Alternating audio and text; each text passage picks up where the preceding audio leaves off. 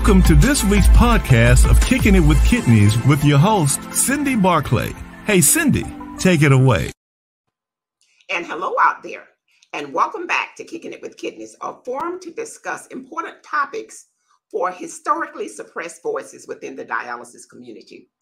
Now, last week, the panelists and I provided recommendations regarding communication skills that must be developed and implemented to achieve effective interactions with your healthcare team. We talked about the importance of repetition. When information given is not understood with clarity, you must use paper and pen. Document everything that your healthcare provider is saying. We also need for you to solicit support from a trusted friend or a family member if you have a language barrier. Today, we're going to set our goals high by talking about influential factors or conditions that confirm the diagnosis of chronic kidney disease and how you can slow down the progression of a terminal illness that has taken a life all of its own. Joining me today is our crew, the KIWK crew, okay? Kicking It With Kidneys crew. We have Maria Jimenez, we have Marion Wilson, we have Rita Williams, Sarita Scarborough, and BJ Simone. So BJ, what is the word on the street? Well, Cindy, as our regular listeners know, each week we ask our dialysis patients to give us their opinion and their experience on topics that are important to the dialysis community. However, this week, our question was a little more difficult for them to answer. And that lets us know that this topic is extremely important and vital to review. And that is, how much information do they understand about their test results and about their treatment options? Okay. Well, Sarita, how are you today? I am doing wonderful, Miss Barclay. I miss you, you and Marion, but I miss you more so because you have the numbers. Now, Marion just always takes her sabbaticals, but that was unlike you. Well, Miss Barclay, you know, all I can say is I'm reminded of an old joke where 3 men died and went to hell and put out the fire. So I don't know what happened last week, but seems like you messed up these numbers and put out the fire. Oh, so, excuse me? What are you saying? I'm saying there was a problem with these numbers, and all I know is that, you know, my phone blew up and people were confused. You created some confusion. Well, what numbers are you specifically speaking of since you were absent? Well, you know, everybody deserves a little right to a vacation. Ain't that right, Miss Marion? Mm-hmm. So, unmuted, yes. Yeah. So we were talking about the ethnicity of physicians in the nephrology industry. And basically, in the segment prior to, the question was, do you choose a physician based on ethnicity? What were the questions? And so we followed up with a breakdown of those numbers. And what we found was that in the nephrology industry, you had 56% Anglo, 17%. Okay, Sarita, first of all, I'm going to let you go over this, but I wasn't only talking about nephrology. That was a rundown of how many physicians we have in the United States. But I'm going to let you do your thing. Okay, that's total in the United States. But you go ahead. You go right ahead. And I'm going to go right along with that. And so you have 56% of the physicians who are Anglo, 17% that are Asian, 5.8% that are Hispanic, and 5% that are African American, and 0.30 that are Native American. And you know, this always unknown variable, which represents 15.7% in this scenario, is kind of like when they say in your household you have 3.2. So I don't know what a 0.2 kid. I've never come to that reality, but you know, yeah, you need to choke on that. But the bottom line on this is it's if people want to be a part of physician groups and physicians that look like them, there's a great disparity. And I think that from what I can ascertain from last week's episode, there was a lot of confusion about these numbers. But the bottom line is we've got to put a larger, diverse population into the medical field. So how are we going to do that? I think your numbers what were your numbers for Latinos and African Americans again? And Native Americans. What were the numbers again? One doctor per what? For Latinos, it was 1 per every 1,250 million. For African Americans, it was 1 per every 909 million. And for Native Americans, it was 1 for every 909 million Americans or Native Americans. And I don't think that we have that many Native Americans. So we're going to go ahead and continue with our show, if that's okay with you, Ms. Scarborough. Is that okay with you? Well, you said we have a lot of work to do. Well, I know the Freedom Riders of 2021 are on the bus today, and I would have been on that bus with them if you hadn't interrupted me with this particular episode. So when you say what kind of work, we have a lot of work to do, what kind of work are we doing? Well, Sarita, I feel like we're doing the work here, so I'm going to continue and let somebody else talk. But let me just go ahead with this because I know you're going to have a lot to say. But anyway, are you going to ride on that bus? The bus is gone. Hasn't it gone already? Oh, you can meet them in Carolina. Okay, well, I'm going to meet you. Anyway, with all of the confusing information available on the internet and other educational sources out there, people of color must equip themselves with facts, figures, and numbers that are specific for long-term viability and preservation, like that bus ride that Sarita was just talking about. The most common or best estimate used by medical doctors to estimate kidney injury is by looking at a substance called creatinine. Traditionally, we have 2 kidneys, and inside each kidney, there are millions of worker bees called glomeruli that filter out the rubbish that we put into our bodies 24 hours a day, 7 days a week. So, Marion and Maria, there are many factors that influence declining renal function. Explain EGFR and why is this lab so valuable that the World Health Organization has mandated that we draw EGFRs on all patients. Well, it's very important because it provides very customized information, if you will. It's customized in terms of age, gender, serum creatinine, and so it really gives you specific information about the renal function of the individual.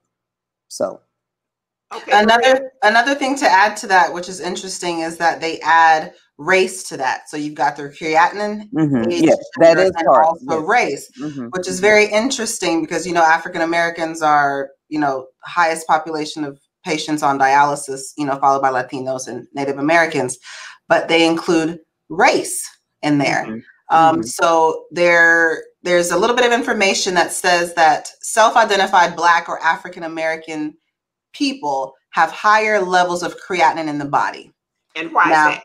Now, I was going to say, more than that, I am not a physician. I'm a registered nurse. So I'm still, looking to see why that is. But on your lab work, when you're in that pre-renal phase, it says on there for African American, EGFR African American, and an EGFR for non-African American. But if you just kind of Google about why that is, there's a lot of chatter or talk about should the race be replaced. And if there's disparities with minorities. Well, it can't be, Maria. It can't be because African Americans have more muscle mass than white folk and Asians. Okay. So you really can't. So I'm glad that the originators of this calculation, okay, has taken that into consideration because we have more muscle mass. So you can't just say that all is one and one is all.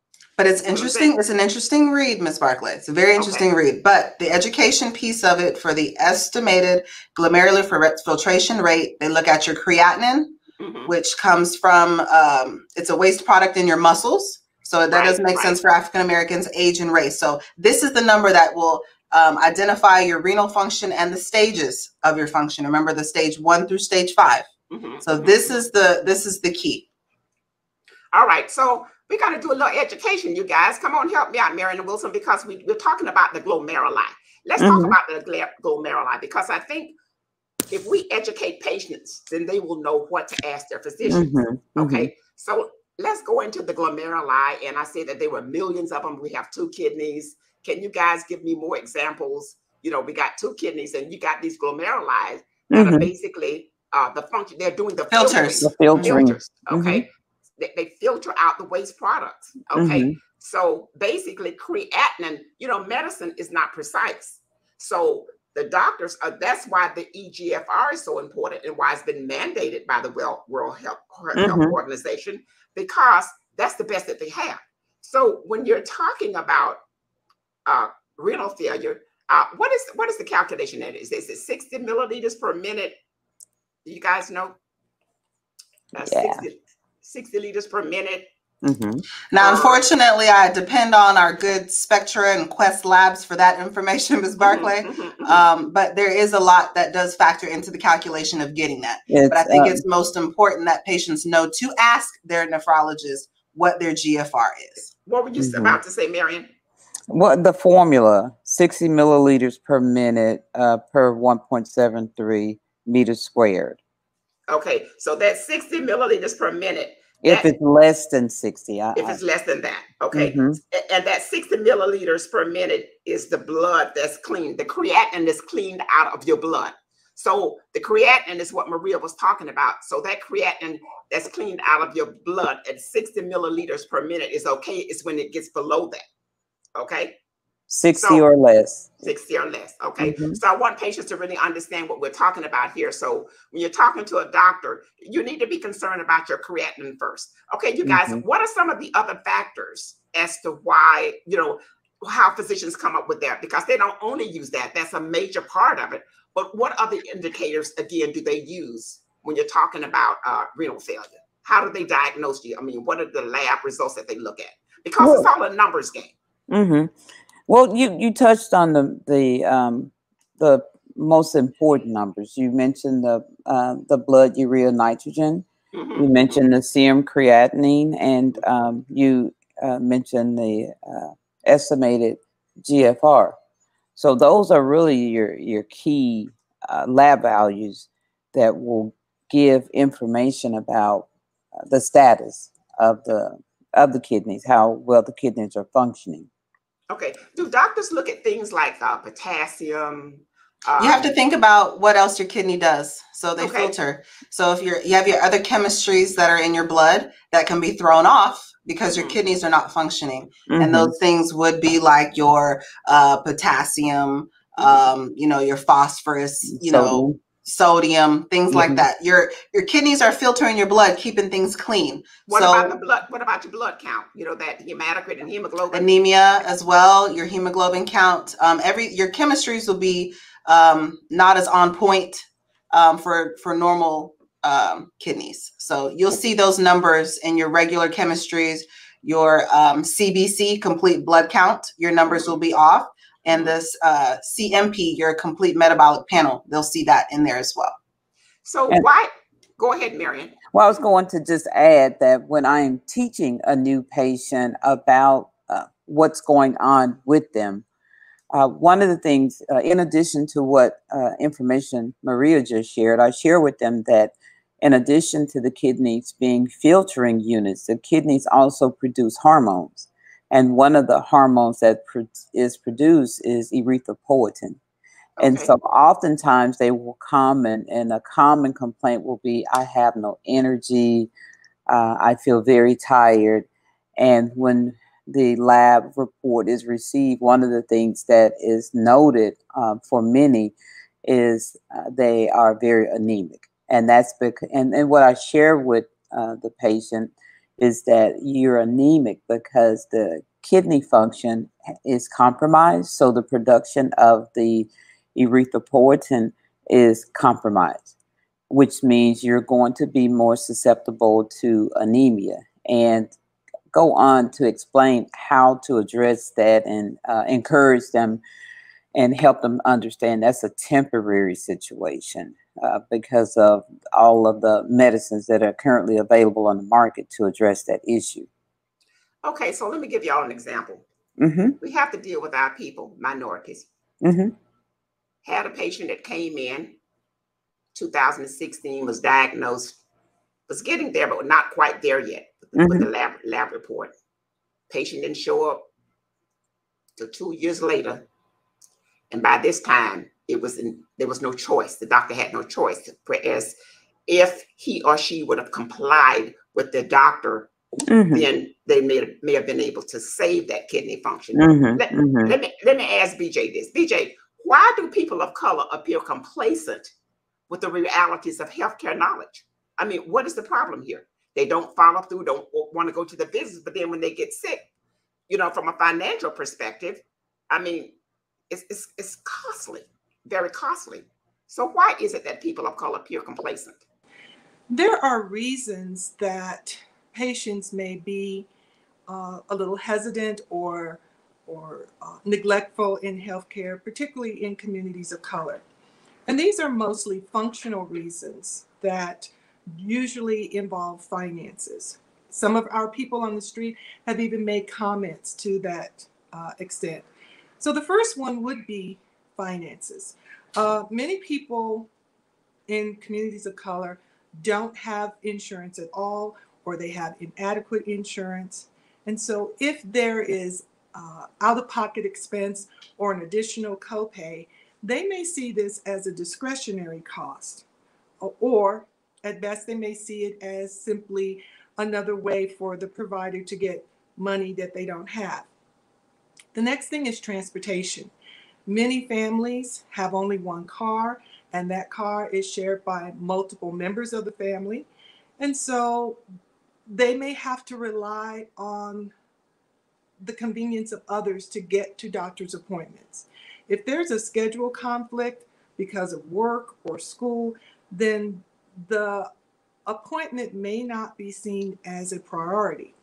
And even for those who have access to public transportation, they've often stated that this is unreliable and is often burdensome.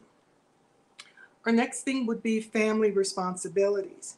If a patient is taking care of other family members, either providing childcare or they're taking care of someone who has special needs, then again, they may neglect their own health in order to provide care for their loved ones.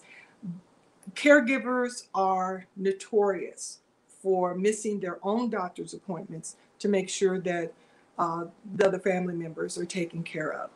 And then finally, there's work, because many members of our communities of colors don't work jobs where they have flexible schedules, or they can either set their own appointments. Scheduling doctor's appointments or keeping doctor's appointments may seem like it's more trouble than it's worth, particularly if they have to rely on a supervisor to determine the value of them missing time off. So there are reasons that are related to historical treatments and oppression of people of color, and that's reflected in their behaviors. Because of some of the reasons that I've just stated, there's more of a tendency for African Americans, and again, many people of color in general, to have this crisis management attitude toward healthcare. Medical attention is only pursued when everything else has failed, or they have symptoms that are so severe that they don't have any other choice. And even when they seek medical attention, that's usually done in an emergency room setting where they're treated as an acute case. And generally they're told to follow up with their primary care provider, which of course the follow-up never does occur.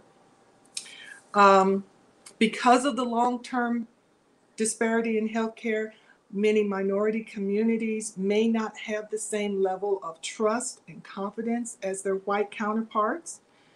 In his book, Brainwashed, Tom Burrell addresses the occurrence of neglect in the healthcare by Blacks much more than whites. And he identifies some of the same reasons we've discussed, but he adds the problem of self-devaluation. He writes, and I'll read this: "Since we have been historically devalued, we devalue ourselves and our health."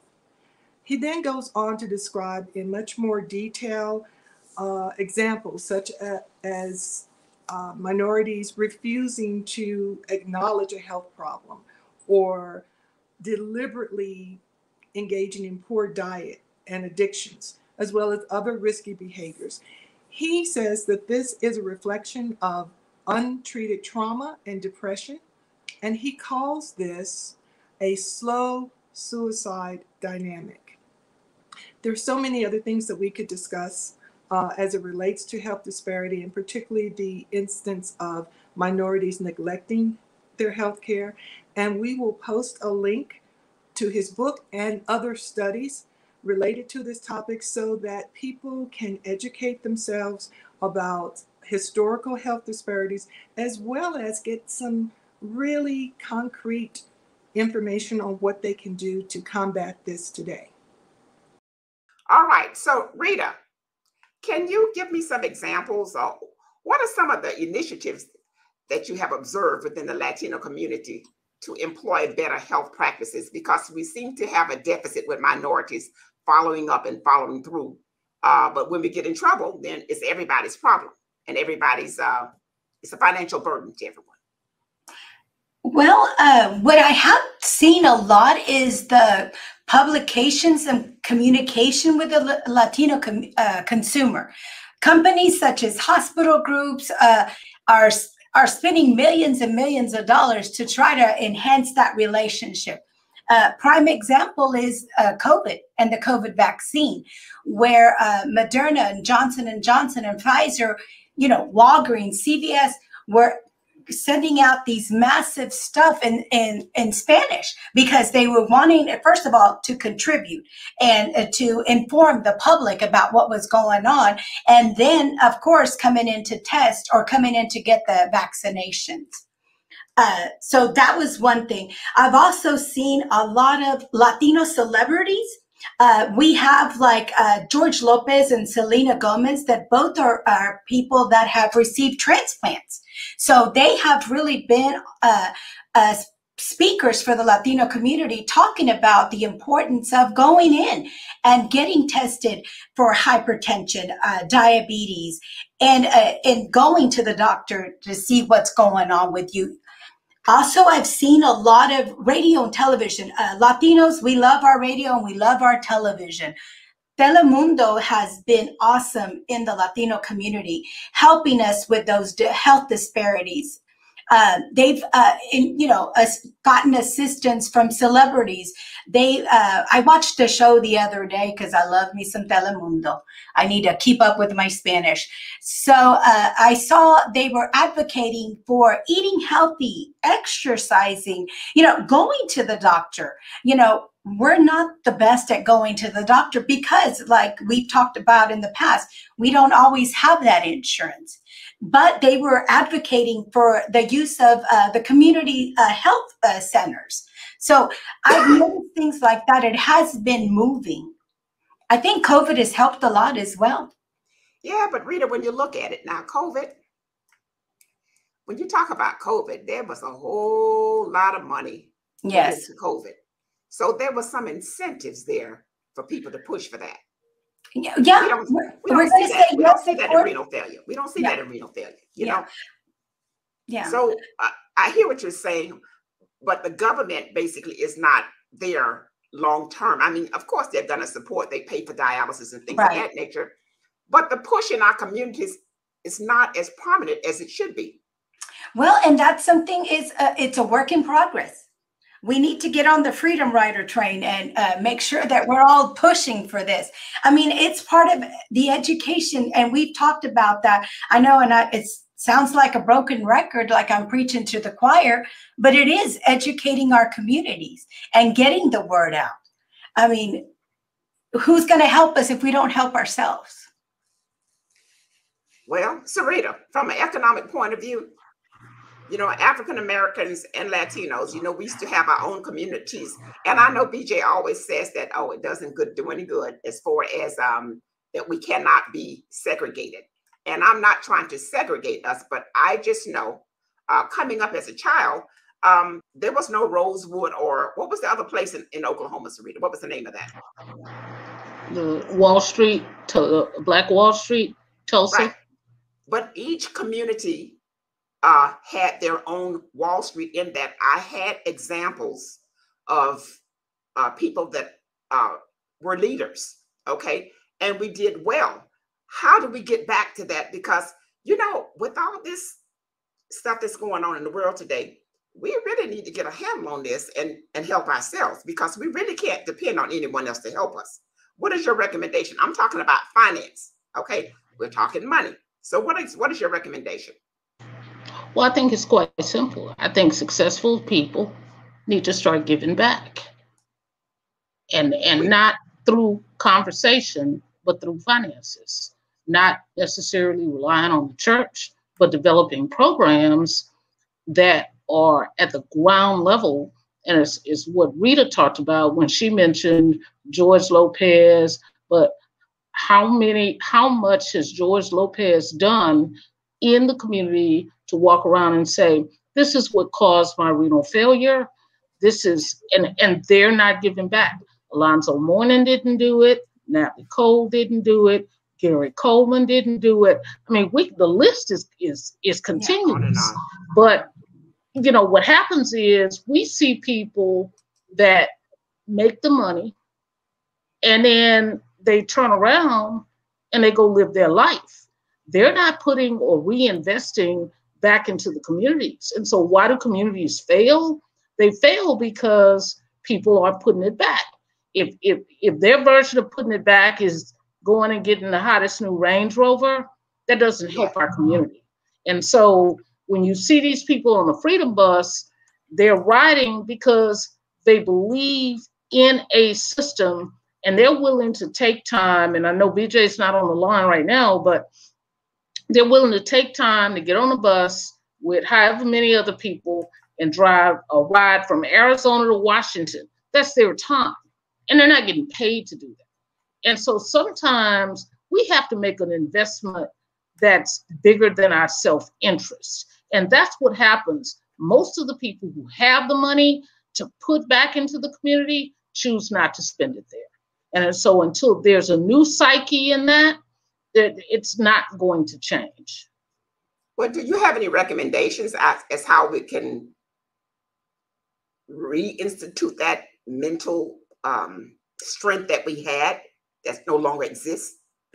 Sure. You can hire small companies, both in the Latin, Indian, and African American communities, to reach out to the constituency with a planned marketing strategy to educate about those things. Well, I think that's very challenging, and it's very devastating. Why do you consider that challenging? Well, because Sarita, you know how it is. I mean, again, I think everybody's worried about 2045. I think that's what this is all about. When you have one race that's dominant over another race, okay? But we need to get together, okay? And we don't seem to be able to do that. You've got churches on every corner, okay? And I take my hat off to those African-American doctors and Latino doctors, which are very few. It doesn't even look like the programs are there to even push our people, okay, into medical school so that they can be doctors. That support system is no longer there. How do we change that? Well, I think you're talking about two or three different things there. And number one, what I would say is like the entire conversation that we've had today about the various labs and things of that nature, that needs to be formulated in a written document and just distributed to people. Because for a person like me who has no medical background, it's extremely confusing. And when you go into a physician's office and he's all about just clocking time for the purposes of saying that he saw you and billing onto your insurance company or to whatever system pays your medical bill, that's a problem. We don't have a basic understanding. And I just, I don't want to sound like I'm not of knowledge, but I can tell you that 90% of that portion of the conversation, I still don't know that I understand it any better. But I think the start of the other part of the conversation is you've got to get at the grassroots level.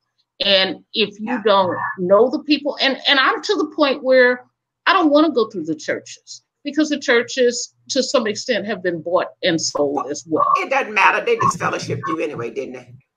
Well, yeah, they did. Yeah, you disfellowship anyway, so it don't matter. Well, and I'm like Sarita, I think we do need to get back to grassroots. As a Latina, and when I do volunteer in the Latino community, I was out and probably about 2 weeks ago, and they were doing a food drive. But also at the food drive, they were handing out flyers to get their sugar diabetes checked, high blood pressure checked. And, we were handing them out. We were talking to the patients and we're like, you need to come and get this. Oh yeah, my mom has high blood pressure and I have sugar diabetes. I mean, are you taking care of it? Well, I don't always check it. I know it's high. The sugar is high. The sugar is high. But you're like, this is very important. I think it is getting back to grassroots. I think with so much that we've done and we've come so far, I think that sometimes it's just gone too far. I mean, I've seen programs where they're giving out, this opportunity and no one shows up. Yeah. Okay. That's my exact point. Think about a basketball player. If you get an injury, a kidney injury is somewhat similar. If you're a basketball player and you get an injury, okay, that injury doesn't go away.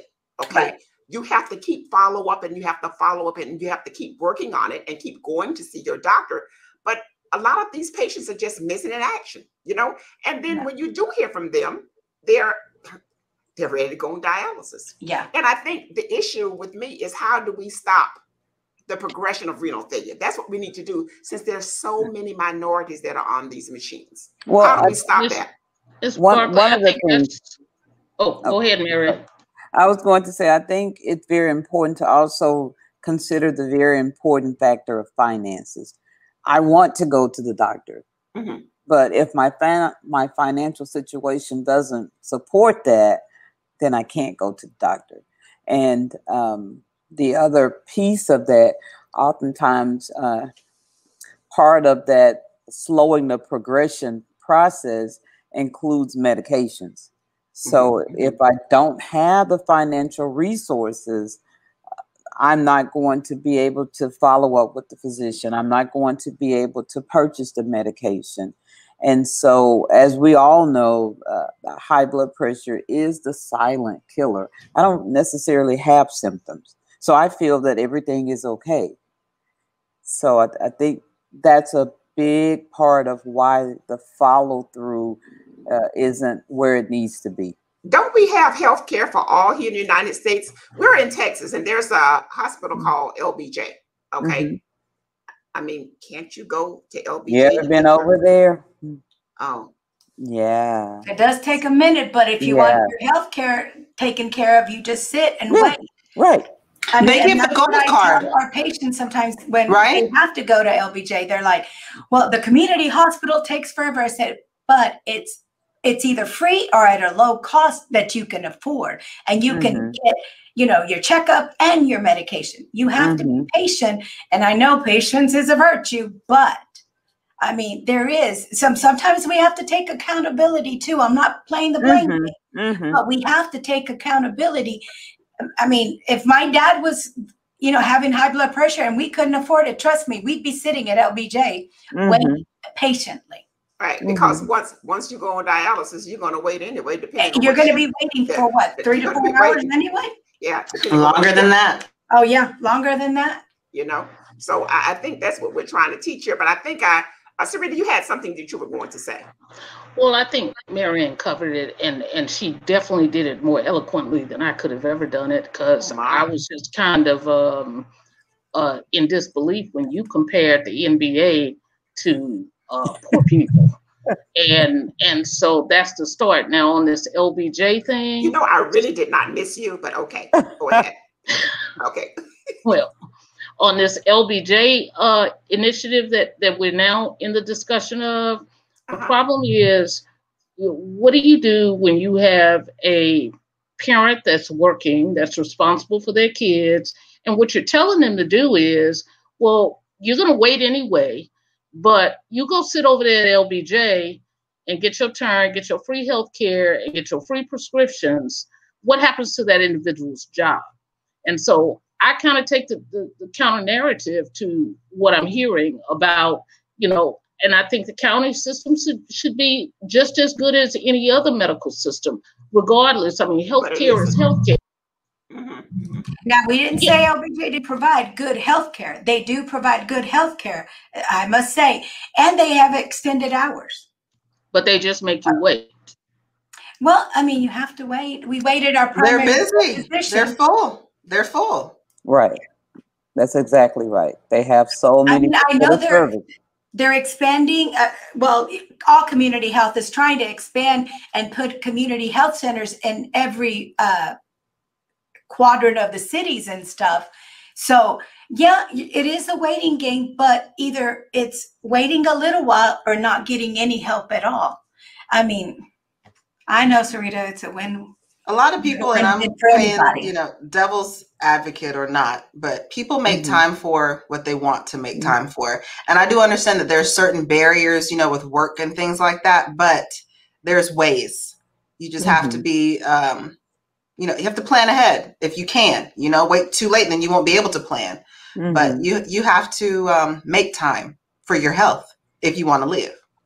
Well, Maria, I want to live, and I have just now designated you as my nurse to take care of me, because I'm not going to the community facility to wait. So I'm going to be looking forward to you take care of me.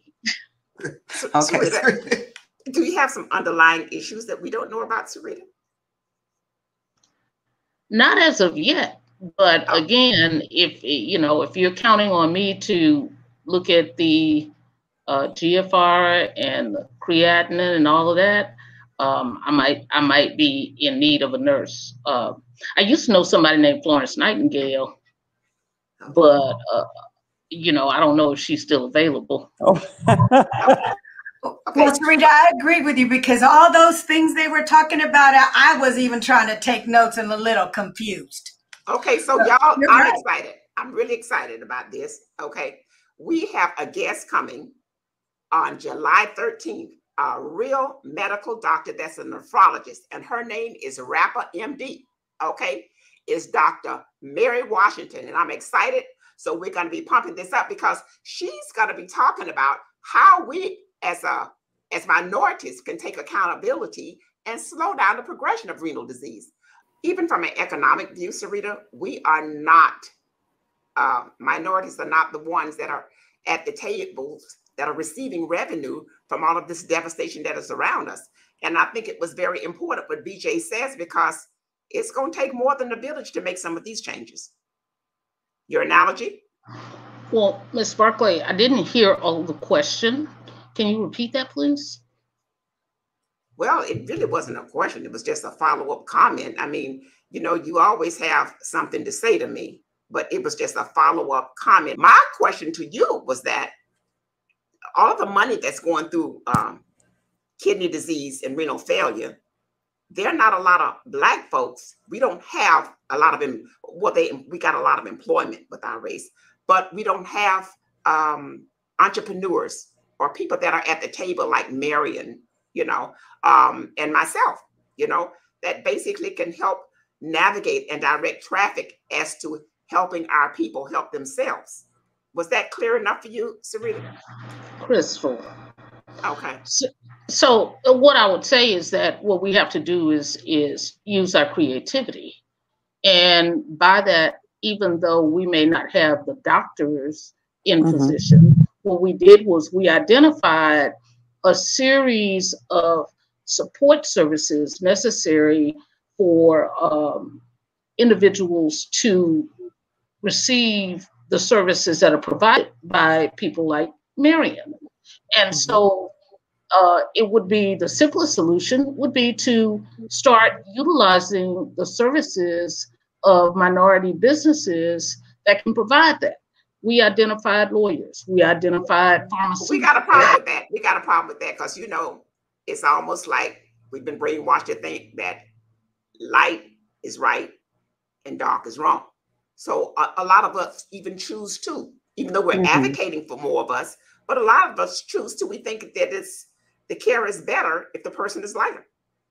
So how do we? I disagree with that, because how would a patient know that the person providing the biomedical supplies is of one ethnicity or another?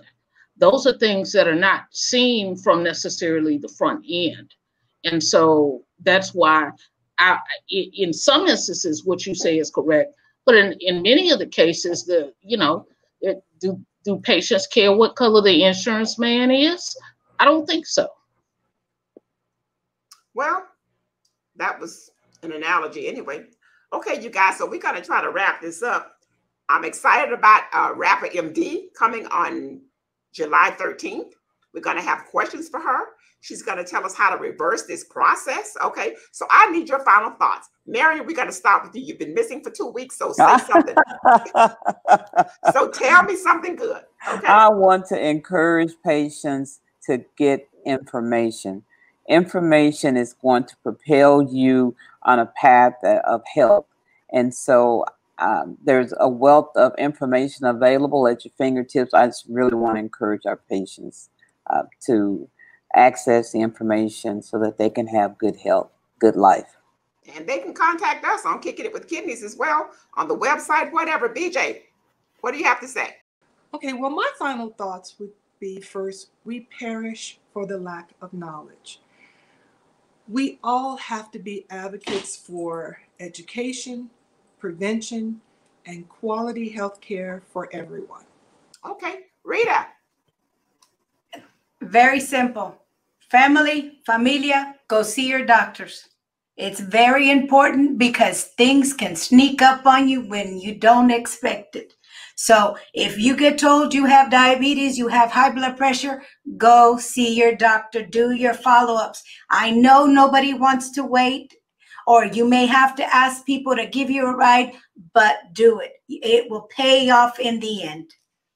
That's wise counsel. Maria? Just to piggyback off what Marion said about information, a lot of times to the, non-medical person, it doesn't make sense. But when you're learning something new, it doesn't always make sense the first time. So you have to keep staying at it, asking the right questions, and being involved. Sarita?